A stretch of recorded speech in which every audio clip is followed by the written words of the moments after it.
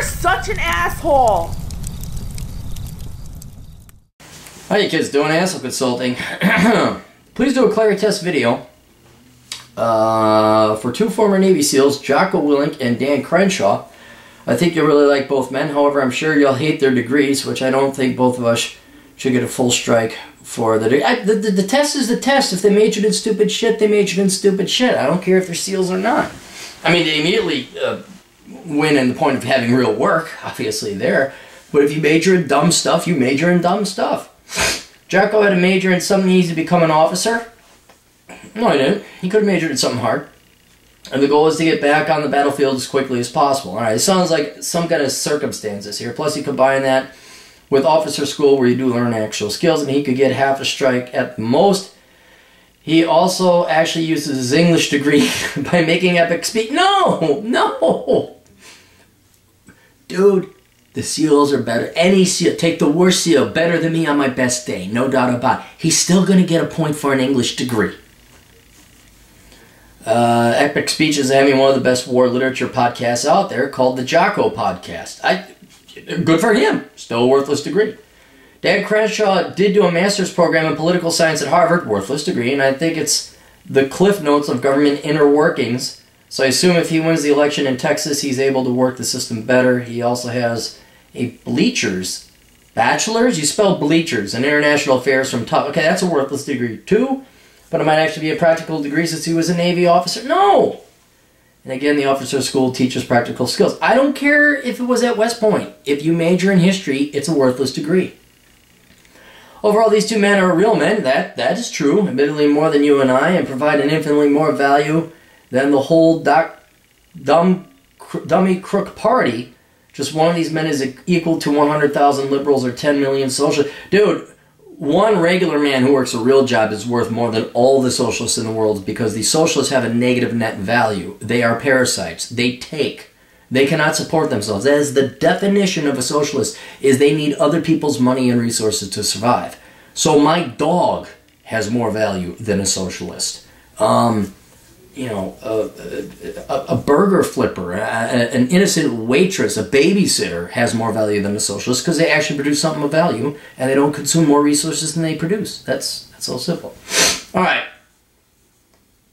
Let's take a look. Jocko Willink. Let's take a look at Jocko Willink. Is his real name Willink? We'll find out. Oh man, that is a guy I would not want to fight. It's definitely a man I would not want to fight. American podcaster, author, and retired United States Navy SEAL. Received the Silver Star and Bronze Star for his service in the Iraq War. Willink was a commander of SEAL Team 3's task unit Bruiser during the Battle of Ramadi. Jocko graduated from University of San Diego in 2003, a bachelor's degree in English, 1 point against him, together with fellow Navy SEAL Leif Babin. Willink wrote the book Extreme Ownership and founded the consulting firm Echelon Front. Willink hosts a weekly podcast with friend and brilliant jiu-jitsu practitioner Echo Charles called the Jocko Podcast. This is pretty cool. Born and raised in England, listed in the Navy in 1990, played soccer in high school. I'm going to assume he did not come from wealth. God, look at all this naval accomplishment. He's military career, he's worked real work. He retired 2010, forms a consulting firm, and now he's a podcaster, still working now.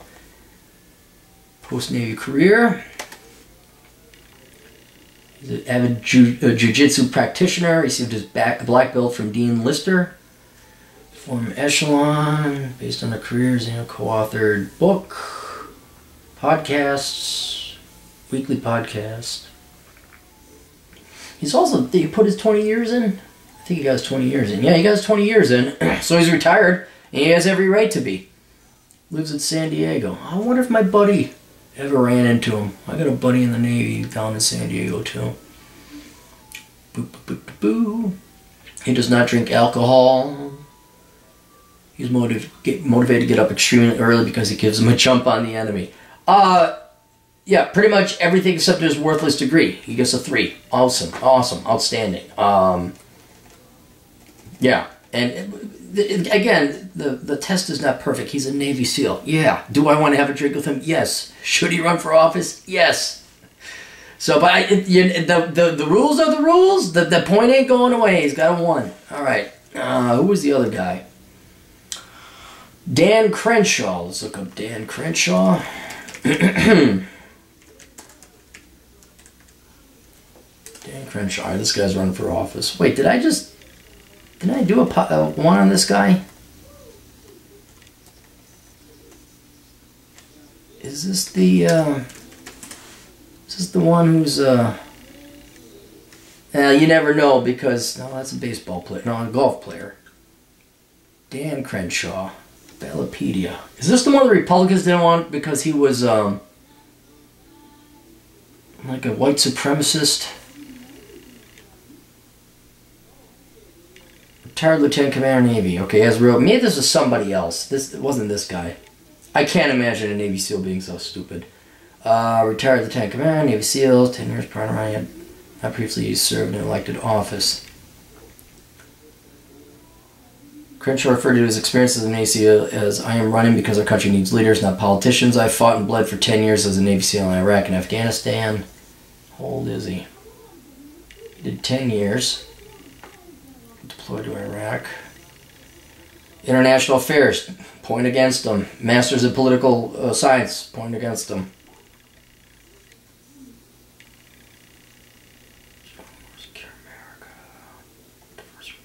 Yeah, I'm confusing him with some other guy.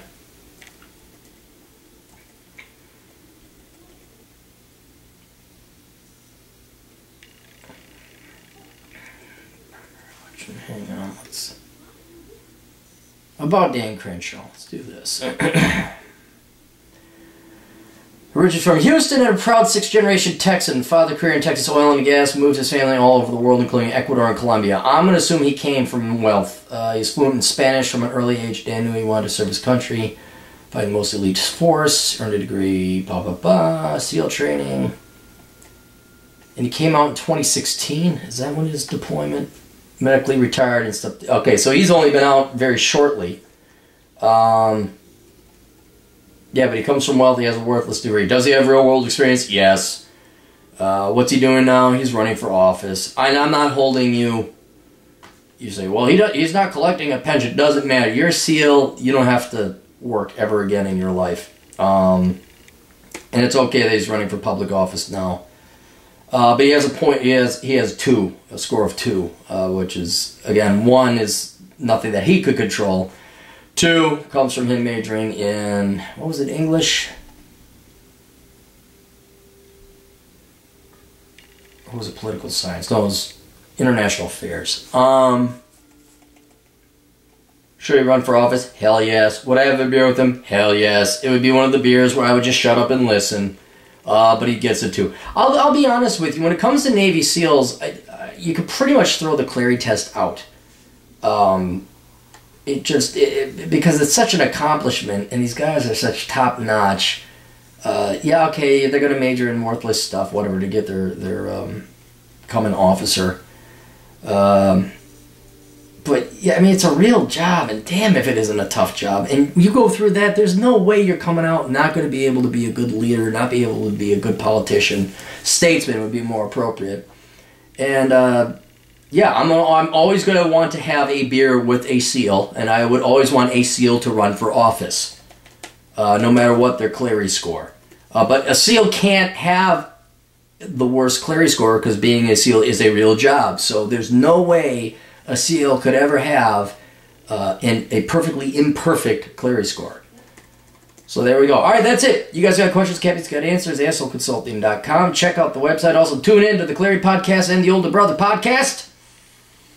Over on SoundCloud, just search the Clarey Podcast. They're all on the same RSS feed. We will see you guys later. Toodles.